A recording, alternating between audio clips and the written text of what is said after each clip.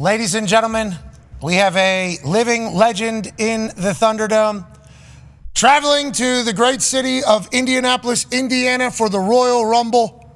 We have royalty. Ladies and gentlemen, the Queen of Queens, Stephanie McMahon. How you doing, boss? You're on camera right now. Clapping. Woo! Clapping. Woo! Go on, Dave. Good boy. And baby AJ. Okay. Yep, crush it. Lads, Stephanie McMahon. How you doing? How you doing? How are you? Good to see you. Thanks for having me. Absolutely. Our pleasure. No, we're lucky to Yeah. have you, Steph. Thank you. We are lucky to have great boots. You see these boots? Oh, yeah. Oh, yeah. Love them. Yeah. Holy shit. Yeah, those are badass Those boots. ain't shit kickers. Those are badass boots right there. Now, which one is Dan? Dan? There's a sign about Dan farting outside your... Yeah. Yeah, that's Dan Orlovsky. Yeah, he's actually from Connecticut. Oh, hey. Yeah, the great state of Connecticut. He's on TV all the time on ESPN. Thank you for making the trip. Thank you for coming on the show. Thank you so much for having me. Okay, Royal Rumble week. Weekend. We were trying to describe it earlier. I think Royal Rumble is something that encompasses all wrestling fans, all entertainment fans, because literally anybody can show up. Obviously with Paul, Mr. H, Mr. Levesque, in charge of all the creative. What should we be expecting this weekend? And what are your favorite things about the Royal Rumble? Oh, well, you're asking me standard fare here, Pat. Yep. Yes, the Royal Rumble kicks off the road to WrestleMania. So, as you know, the winner of the men's Royal Rumble match and the winner of the women's Royal Rumble match, they go on to choose the championship that they'd like to compete for at WrestleMania, which, of course, is the granddaddy of them all. The show of shows. I mean, that is the spectacle, and that all starts with the Royal Rumble. So, I think, John Cena competing in his last Royal Rumble ever is going to be really meaningful. I'm looking forward to Charlotte Flair's return to the ring. It's been way too long. Lots of surprises that I don't even know about, and if I did, I wouldn't be allowed to say. No, yeah, you should. But I don't know, Here's the place. truthfully. I mean, I know some things, but not all things. I was certainly surprised yesterday at the office when Triple H was announced that he was going into the Hall of Fame. Congratulations, Mr. H. Yes, by Shawn Michaels and The Undertaker, who were so happy that they were able to pull one over on him. And they got me too. I had absolutely no idea. It was so incredible. Magical time for the WWE right now. Yes, a lot it is. happening. It is. Saw you at the Intuit Dome for the Netflix premiere. Yes. Big pop for Steph whenever she got put up on it. Hell yeah. Massive pop for Stephanie McMahon. How proud of you are you of the WWE right now, of Mr. H, and of everything happening with the business? I couldn't be more proud. And I put out a tweet or a post on X, that morning, because I was just so overwhelmed. I saw the spot, and it made me cry. I mean, I was just so proud. I was in tears. To think about WWE, I mean, when my parents first started trying to promote WWE, we actually had to buy time to get on the air. And you think about how it's progressed, and then how we've been on cable and broadcast, and then ultimately launched one of the first, D2C services, one of the first streaming platforms. It was, Hulu, Netflix, and WWE Network. There may have been a couple other ones, but that's how, it was big. And then we were one of the first to sell our content then to Peacock, and then now to be on Netflix. I mean, we're the first regularly scheduled live program on Netflix. I mean, that's incredible. Yes, yeah. A lot of pressure. I told pressure. I told Paul that. I say, hey, listen, as somebody who is regularly scheduled as live and has relationships with WWE and the NFL, which Netflix has invested billions into both. Let's get it right, Paul. Yeah. So far, Great. I think he is, and it's so funny because I am so proud, but whenever I talk to him and I say how proud I am of him, he always talks about everybody else. Yes. Because it's about the team. It's about everyone who brings it together. It's you too, Pat. I mean, every Monday night, and then Netflix is going to have the Royal Rumble internationally. So for the first time ever in almost every country internationally, Royal Rumble will be streaming on one platform. And then, of course, domestically, it's Peacock. Okay, so let's talk about, you talked about the history of paying time to get it on the air and then all the evolution and the growth of the WWE.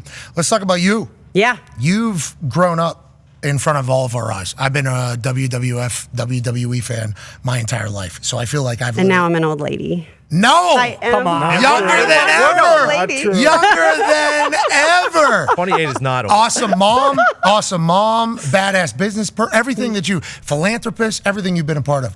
But growing up in the spotlight, I assume, is a bit absurd, especially whenever it involves the wrestling business. Do you stop and think about that ever? Do you get a chance to get away? Have you reset it all? What is it like to be Stephanie McMahon? So one of the things that I learned when I stepped away is that I'll never get away from WWE ever. It is a part of who I am. It is what I love. You know, I really did grow up in this business, so it was not unusual to have shoots done at our house.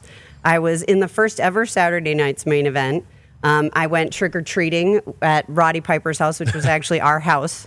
And he was putting candy, bowling balls, breaking our candy bags. I mean, he was a heel at the time. And I was on that episode with Chip from Kate and Allie. Like, it was just random, right?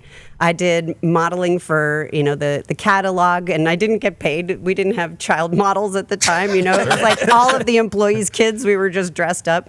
I've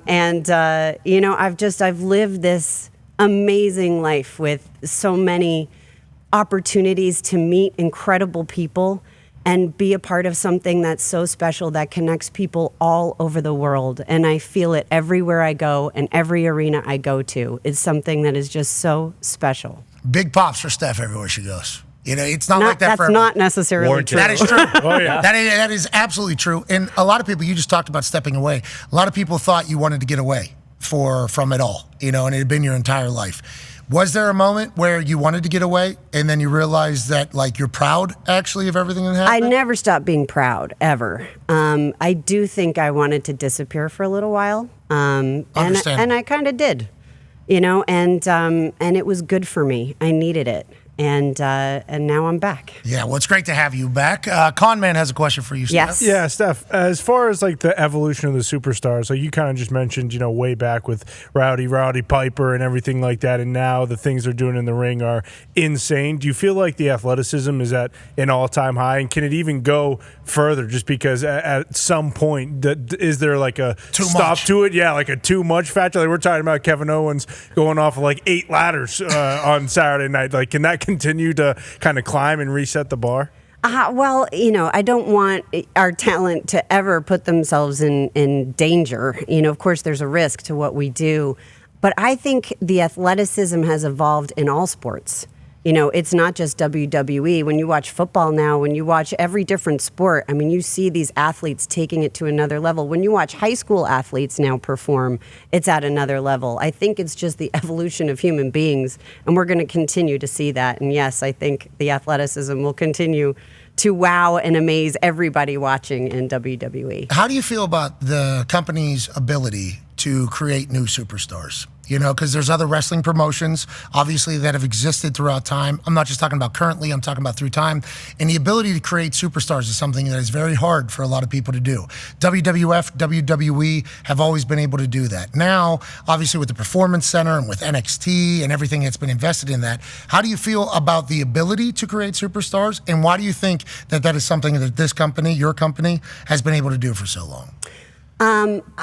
Gosh, I think it's because it all starts with the superstar.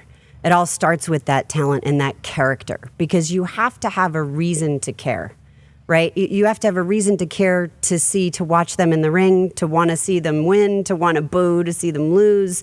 You have to care about the character. It's not enough to just have in-ring action. So I think that's something that WWE knows better than anybody. And it's a process. It's working with the talent. It's finding out who they are. It's the vision for the character. It's giving it a try. At NXT, you'll see multiple different, personas sometimes come through, and it's the same person. It's because you're trying different things and seeing how the audience is going to react. And ultimately, it's the audience that chooses what's going to work or what isn't going to work. I think Stone Cold Steve Austin's told plenty of stories about that. Yeah, Stunning Steve was certainly a beautiful Or the thing. Ringmaster. The Or Ringmaster. the Ringmaster back in the day was glorious. You're one of the best heels of all time. Oh. Did you enjoy that? Love being a heel. Yeah. But thank you. Yes, I hate being a baby face. It's the worst. Yeah, the worst. Love being a heel. Prefer to be booed. Yeah. Much Whole more life, preferred. you felt that way? Oh, yeah. Even when I was growing up, like, I always loved the heels. I didn't like cheering for Hogan. It just wasn't. Well, LA. But he was the most over ever. But I just, like, yeah, I wasn't on the bandwagon. When did the smack come into play? The slap? So it was when I became, a character, and obviously when I became a heel.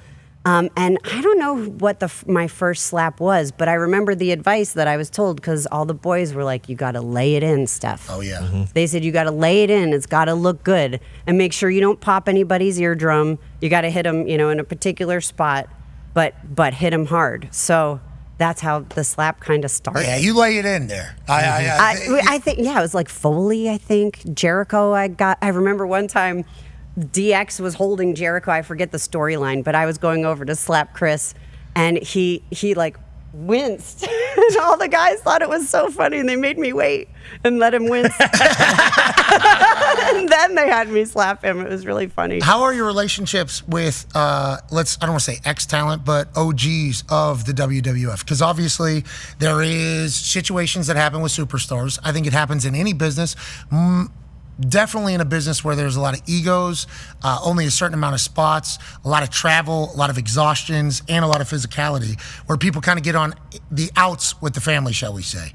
Now, in the family, the WWF, the WWE. How have you been able to maintain relationships with people that have been through the WWE? And does it always feel like a reunion every time people come back home? And do you feel a big part of that whenever people come back? So to answer in reverse order, I don't necessarily feel a big part of it if I wasn't. It is always a big reunion when somebody comes back. And I try to keep, good relationships with everybody. It's if there is a falling out or some particular, negative aspect, that's not what I choose to focus on. And if someone needs to, get over whatever that is, and then, that's their purview. It feels like the business, everybody takes a break. Not everybody. Michael Cole's been doing this for 28 years straight. Isn't that insane? Yeah, I know. I love Michael Cole. Me too. What a maniac. I slapped the crap out of Michael Cole. You should do that again. Yeah, amen. You should do that again. Ask him about that. Let's get one of those. Yeah, let's get one of those at the Rumble. Ty has a question for you, Steph. Yeah, Steph, you mentioned, stepping away and how that was great for you. But once you kind of go out there and you get that pop and, people are booing you, and we've talked to so many, superstars who say how intoxicating that is and like the adrenaline you get from that.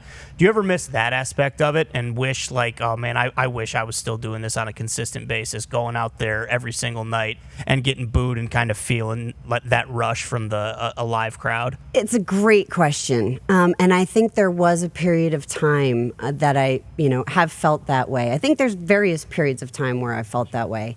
But honestly, after I wrestled Rhonda and Kurt at WrestleMania, it for some reason didn't become my driving force. It was so amazing, that match, and what we were able to the story we were able to tell, what we were able to accomplish, that me being the only non-athlete, it was a tall order for me. And ever since then, I haven't had that craving. Honestly, it's more, how are they going to react? Mm-hmm. It's not like, oh, I'm craving them to do this or that. It's more like, ooh, are they going to react at all when I come out? Because I've really only been out WrestleMania, opening the second night of WrestleMania, and then I've been in the crowd. So it's not like I've, really been out in front of everybody. Great promo at Mania. Yep. Great promo at Mania. Well, I got to usher in the Triple H era, the Paul Levesque era. I mean, it was such a cool moment for me to be able to do that. How is that?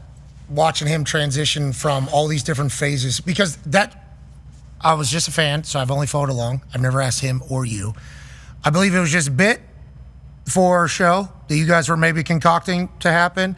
Then you fall in love. That. You and Mr. H. So, and then now there's been so many different iterations of you so many different iterations of him, so many different iterations of the business, kind of watching it all grow. How do you feel about the current state of Mr. H and you guys as a family? Because he's more busy now maybe than ever. Yeah, he's busier now than ever, but he's happier than ever. You know, he's working so hard, but it's something he actually just talked about at the town hall to all of our employees. I say our, I know it's not our anymore, but to the WWE employees. Staff. Yeah, place. And I can't get the hour out of my lexicon, but he you shouldn't.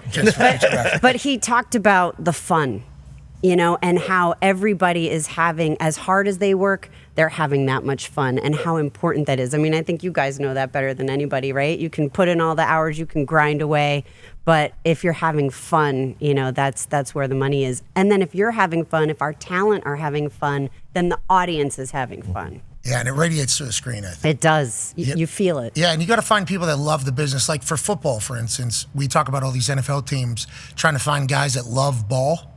Like I feel like in the wrestling business, you find out quickly who loves the business, right? Don't you think? You do. I think so, yeah. Yeah, because if not, you're not going to make it. And some people, though, come from different walks of life, but they fall in love with it. You know, and that's where the passion resides. It's like you don't have to have been a fan your whole life. But yeah, if you're a fan, it makes a huge difference. I think you guys have the most loyal and passionate fans out of any business. I would say that. I mean, I'm sure other leagues, sports leagues would say differently, but I believe that wholeheartedly. There's about to be, 65,000 plus? Maybe 70. Maybe 70,000 here at Royal Rumble.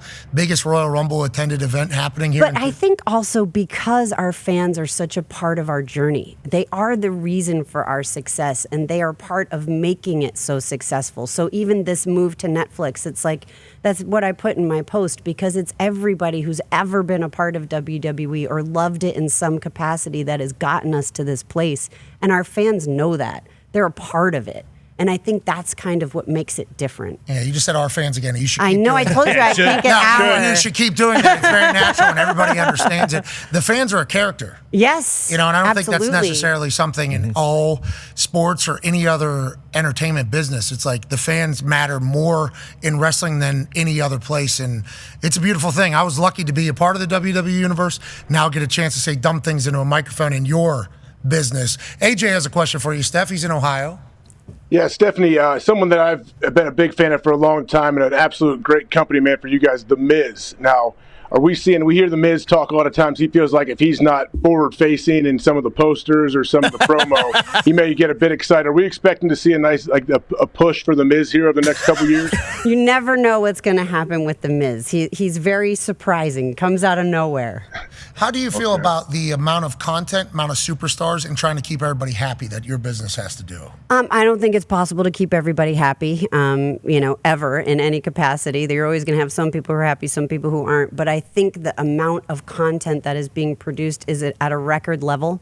But again, we have such an incredibly talented team. Our production team, being led by Lee Fitting. We have, of course, all of the talent. Everybody's willing to shoot content. Everybody wants to shoot content. And we have more programs and shows now than we ever have before. And Trailblaze everywhere. Speed. Yeah. X was the first one that showed up on it. It's like everything you guys are doing is like trailblazing. Not everything's a home run. Right, it can't be. I think everybody would agree with that. But you guys step into the batter's box more than anybody, which I think is why I love your guys' business so much. And also, with how, I don't want to say old the business is, but with how long the business has been around. Okay, so do you know that really if you position the business, right, and this is something I used to do at all these business conferences when I would talk to the audiences, really it goes all the way back to the days of the Roman Colosseum. And then I say, thank God, we evolved from, with the outcome. Kill. True. Yeah, absolutely. We evolved to scripting the outcome, and that was a good thing. Yeah, smart idea. But, really, it does go all the way back. It's the oldest form of entertainment, I think, hand-to-hand, man-to-man kind of combat goes along with being a human being, and it's a part of survival, right? And then it evolves over time. Abraham Lincoln Honest Abe was a professional wrestler. peace. Some historians refute that, and some absolutely support it.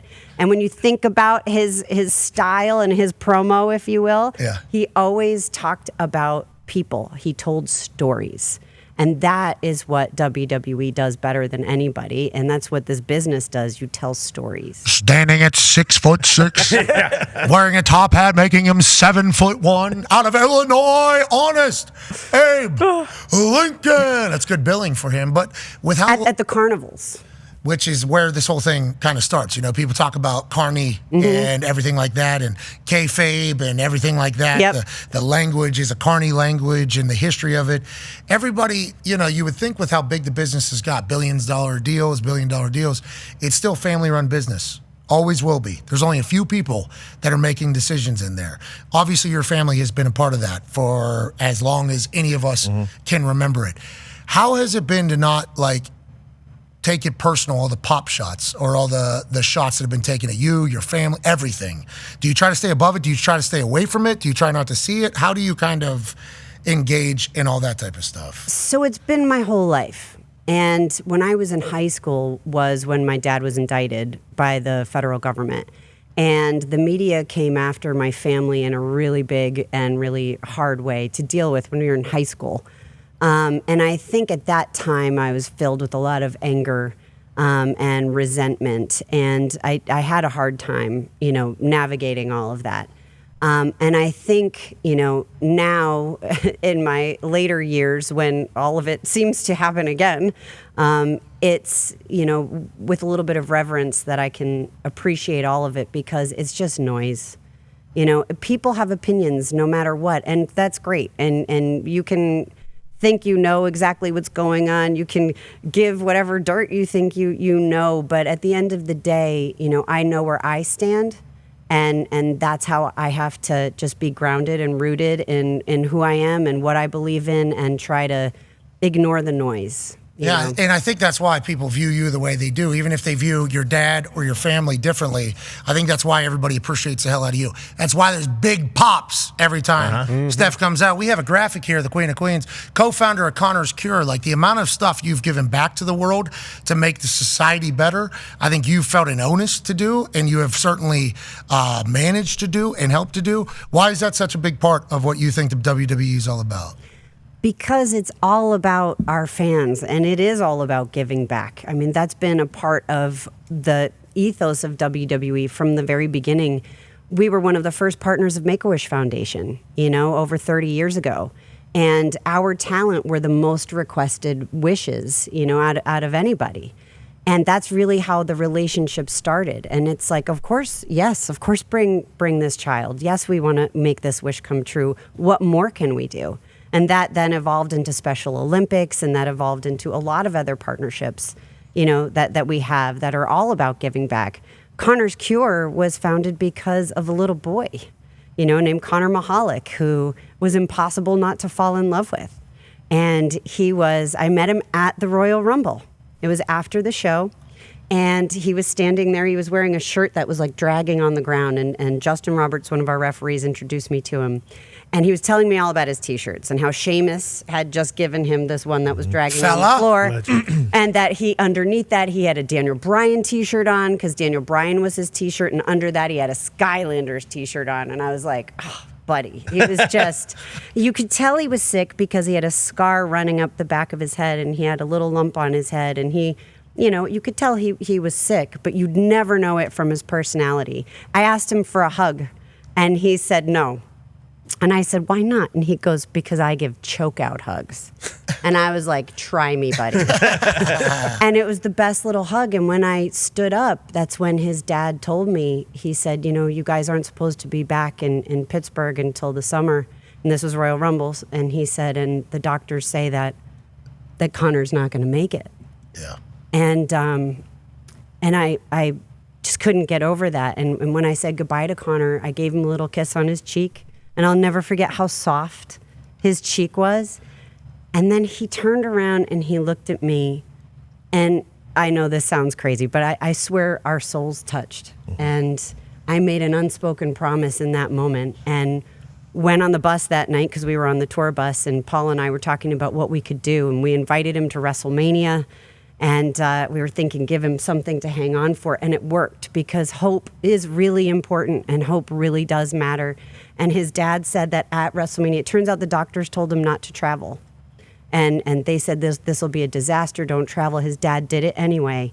And he said it was like he had his little boy back. He could tie his shoes. He could feed himself. He could do all these things.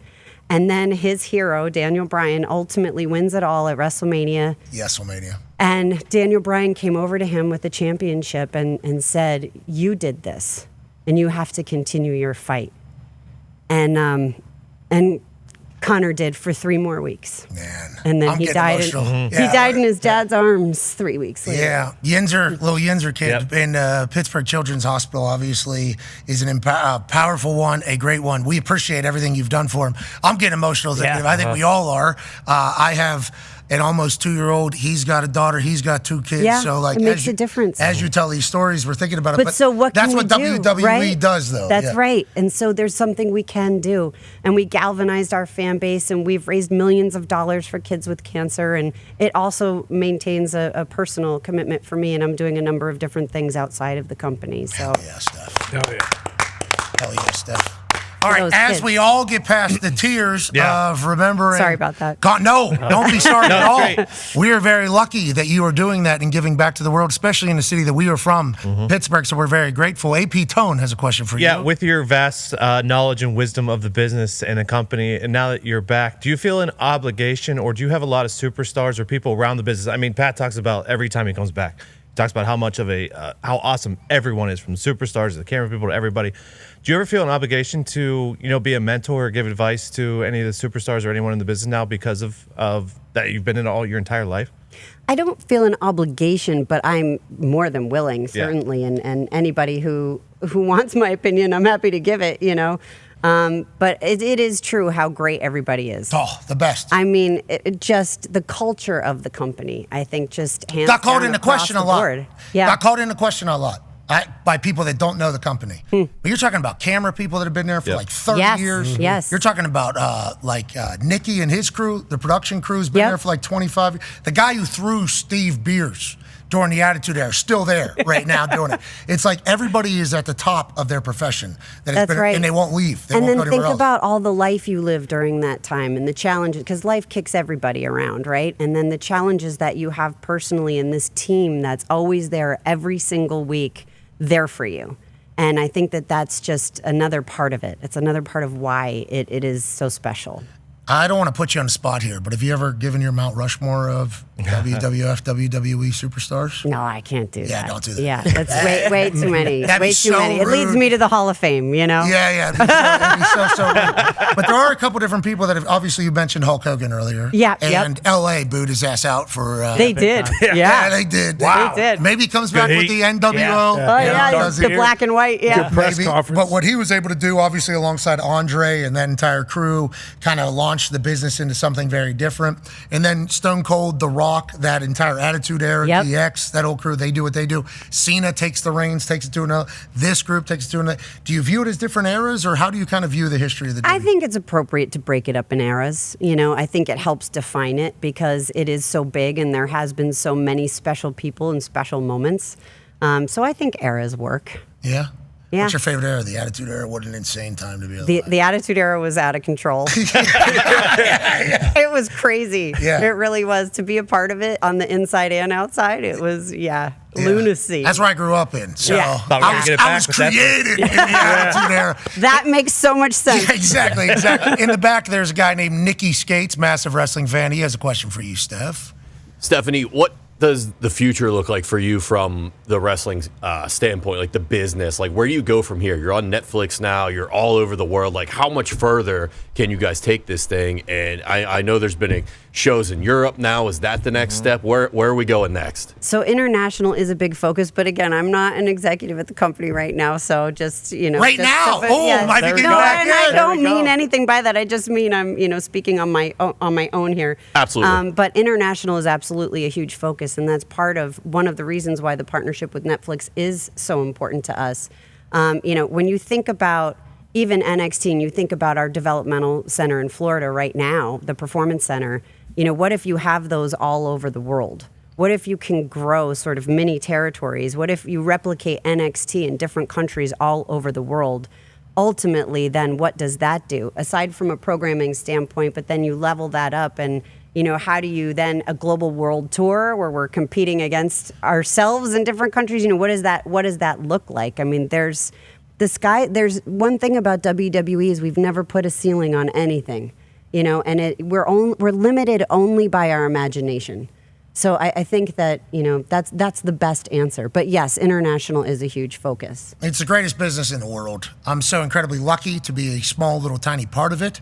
I'm so lucky to be invited back. We will continue this conversation on ESPN Plus, Disney Plus, YouTube, and TikTok Live, still That's alive. right. Still doing TikTok Live, still bringing it. Still bringing it. We don't know how much longer it will be. Royal Rumble on Saturday at 6 p.m. Eastern. SmackDown kicks it all off tomorrow from Gainbridge Fieldhouse here in Indianapolis, Indiana. We'll continue our chat with royalty, Stephanie McMahon, digitally. We can't thank you enough for allowing us to do this for a living. Be a friend, tell a friend something nice. It might change their life. All right, we got it out. Yep. Boom. We're no longer on ESPN. So if you want to just drop a bunch of motherfuckers. So, but we didn't promote the ESPN show. What are you talking about? My show. Oh, shit. Oh, no. Son of a bitch. That's part of our problem. We'll continue to get better. We'll continue to evolve. Wouldn't be us if we did. Yeah, I mean, that's yikes. That is 100% on us. With that being I said, was going to steer it, but then I wasn't you should have. You should have, Steph. You should have. You could just view this show as your show. Whenever you say our show, just do whatever you need to do. But we are live on ESPN Plus currently. Awesome. And we're live on Disney Plus currently. Yep. And YouTube. And I believe that is going to be a few of the homes for a show that you are creating. That is correct. And I think this is an announcement that is. It is in partnership with Omaha Productions and ESPN and WWE.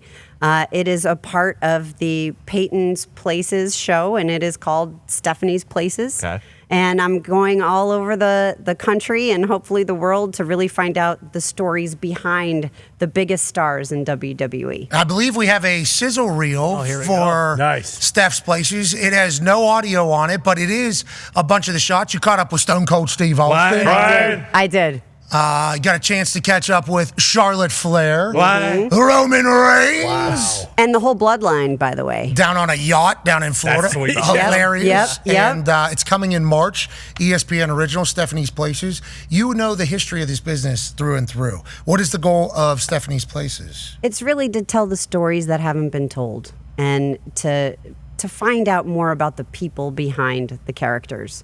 And what I want to do is bring, some type of advice to the audience. Like, these people are all hugely successful, but like most people, they've been knocked around a lot. So how did they overcome the challenges that were put in front of them? How did they get over certain things to become who they are today?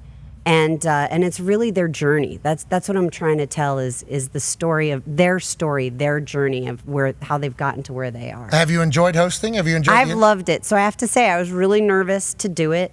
Again, it was like my first step back, if you will, into the business. And I was really, really worried about it. And ultimately, it's just been so rewarding to get to hang out with our talent that I know so well on a certain level, but then to get to know them so much better and differently, and again, to bring their stories out. It's interesting because with each person, it's different. In some cases, like I'm the younger person who remembers them as a big star, and how do we do this? And then in other cases, I'm the older person, and I'm trying to pull things out of a younger superstar. And it's no one show is the same. And it's just a lot of fun. Hell yeah. We can't wait to watch coming in March. Go ahead, Tom. Did you get to meet Steve's cats? Because this I did. office, Poncho. Poncho. But he kept running away. That's Poncho. Classic Poncho. I don't like cats. What? I don't like cats. Neither I'm do I, sorry. but Steve's cats are different. Well, I know, and that's what he said. He said they were like dogs, and they were great. And I'm not disparaging Steve's cats, but yes, in general, I am not a cat R.I.P. person. Lefty. Well, Yes. there are cats that are like dogs, though. They say that. I don't like cats since I'm a kid, and they mess with me.